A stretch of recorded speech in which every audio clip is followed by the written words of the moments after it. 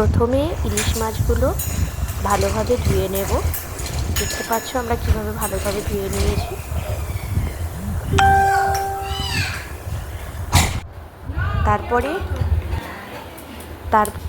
তারপরে এই ধোয়া মাছগুলোতে সর্ষে, পোস্ত, সাদা সর্ষে, কালো সর্ষে, কাঁচা লঙ্কা পেস্ট করে তার সঙ্গে নুন মিশিয়ে ভালোভাবে মাখিয়ে নেব।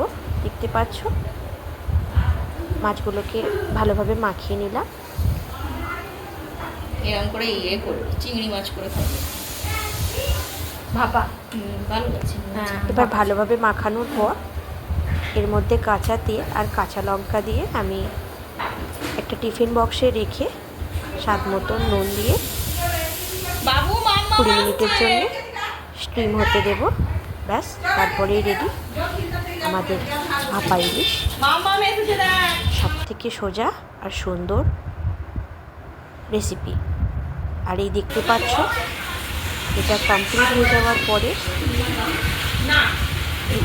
দেখতে কত সুন্দর হয়েছে। দেখতে যত সুন্দর হয়েছে খেতেও ঠিক ততটা সুন্দর হয়েছে।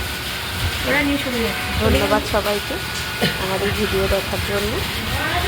যদি আমার ভিডিও ভালো লাগে তো অবশ্যই সাবস্ক্রাইব করে পাশে থেকো। Thank you for watching.